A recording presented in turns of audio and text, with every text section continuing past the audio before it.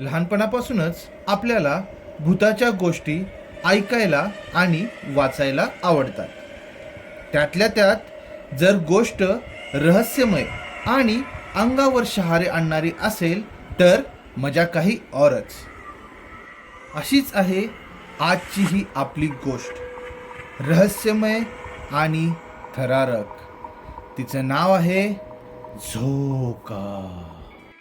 Doctor Surendra हे सरकारी doctor असल्यामुळे भानपूर नावाच्या गावात त्यांची बदली झाली होती. त्यामुळे ते व त्यांची पत्नी सुधा हे दोघे सरकारी संस्थेने दिलेल्या एका बंगल्यात राहायला आले. बंगल्यासमोर डॉक्टर सुरेंद्र यांची रिक्षा थांबली. डॉक्टर व त्यांची पत्नी सुधा सामान घेऊन खाली उतरली. खाली उतरल्या सुधाची नजर बंगल्याच्या नावाकडे गेली. साहुल असं बंगल्याचं नाव होतं. त्याकडे बघून सुधा म्हणाली, नाव जरा विचित्रच वाटते नाही. डॉक्टर सुरेंद्रने एकदा तिच्याकडे आणि एकदा घराच्या नावाकडे बघितले आणि रिक्षाला पैसे चुकते करून चला असं हाताने चलण्याची खूण करून म्हटलं. सुधाने घराचं फाटक उघडलं तसे त्या फाटकाने मोठ्याने करकर आवाज केला. थोडं दचकतच सुधा आणि सुरेंद्र बंगल्यात शिरले. आत शिरल्या बंगल्याच्या उजव्या बाजूला मोठा झोपाळा होता. तो बघून सुधाला आनंद झाला. तिने सुरेंद्रला म्हटलं, किती छान झोपाळा आहे, खूप मोठा. कमाल आहे तू सुधा, अजूनही लहान मुलींसारखा आनंद होतो तुला झोका बघून. डॉक्टर सुरेंद्र हसत म्हणाले.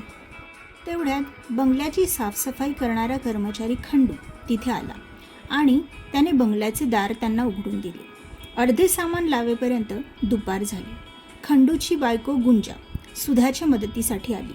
दुपारी सुधा सुरेंद्रचं जेवण आटोपल्यावर संध्याकाळपर्यंत संपूर्ण घर सुधाच्या मनाजोगतं लागलं. साहेब, मॅडम्सनी फिरून आणा की गावात दिवसभर, घरीच होतात तुम्ही दोघं, गुंजा सुरेंद्रला म्हणाली. मोठी शहाणी आहे तू, ते त्यांचं बघतील, आपण मध्ये मध्ये बोलू नये. साहेब सॉरी बरं का, माझी गर्दनीन लय तोंडा आहे. अरे खंडू, सॉरी म्हणू नकोस. बरोबर आहे तिचं, आता आम्ही दोघे बाहेर जाणारच होतो. डॉक्टर सुरेंद्र म्हणाले. संध्याकाळी सुरेंद्र आणि सुधा दोघेही गावात फिरून आले. ग्रामदैवतेचं दर्शन पण त्यांनी घेतलं आणि घरी परतले. उद्या सकाळपासून दवाखान्यात मला जॉईन व्हावं लागेल. दिवसभर तुला एकटेच राहावं लागेल सुधा. इथे आसपास फारशी घरे नसल्याने कदाचित तुला बोर होईल, पण तू त्या खंडूच्या बायकोशी बोलून टाइमपास करू शकते. इकडची तिकडची माहिती पण मिळेल तुला. थोडा टीव्ही बघ, काही वाचन कर, हवं तर तुझ्या आवडत्या झोपाळ्यावर बसून गाणे ऐक. संध्याकाळपर्यंत मी येतोच घरी, काय? सुरेंद्र म्हणाला.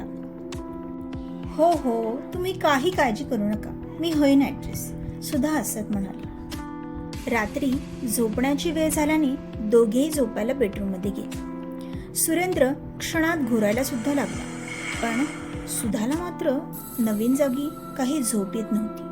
ती जागीच होती. या कुशीवरून त्या कुशीवर होता होता मध्यरात्री. समोरच्या रस्त्यावरील चौकातल्या मोठ्या घड्याळात 12चे टोल पडले आणि सुधा दचकून उठली. बापरे, एवढ्या जोरात टोल पडतात, इथल्या लोकांची झोपमोड होत नसेल असा विचार तिच्या मनात आला आणि तिचं लक्ष सुरेंद्रकडे गेलं. त्याच्यावर पडलेल्या टोलाचा काहीही परिणाम झाला नाही. तो पूर्वीप्रमाणेच घोरत होता. तेवढ्यात सुधाला करकरण्याचा आवाज येऊ लागला. बाहेरचं लोखंडी फाटक वाजते की काय असा विचार करून तिने खिडकीतून बाहेर बघितलं. फाटक लावलेलं होतं, मग करकरण्याचा विचित्र आवाज कुठून येत होता? बेडरूमच्या खिडकीतून तिला फक्त बाहेरचं फाटक दिसत होतं, पूर्ण अंगण दिसत नव्हतं. मग ती बैठकीच्या खोलीत आली आणि तिथली खिडकी उघडून तिने इकडे तिकडे बघितली. इतक्यात तिला दिसलं, अंगणाच्या डाव्या बाजूला असलेला झोपाळा करकरत वाजत होता आणि मागे पुढे हलत होता. बाहेर हवा सुरू होती म्हणून हवेने हलत असावा असं तिला वाटलं आणि ती खिडकी बंद करून पुन्हा बेडरूममध्ये आली. पुन्हा तोच करकरण्याचा आवाज सारखा येत राहिला. हवेने एकसारखा झोका कसा काय हलू शकतो आणि एवढा जड झोका थोड्याशा हवेने एवढा कसा काय हलू शकतो? तिला विचित्र वाटू लागलं. ती पुन्हा बैठकीच्या खोलीत आली आणि पुन्हा तिने खिडकी उघडून झोक्याकडे बघितलं आणि तिला आश्चर्याचा धक्का बसला. सुधानं असं काय बघितलं? झोका आपोआप कसा हालत होता. घरात येताना सुधाला असं काही वेगळं वाटलं.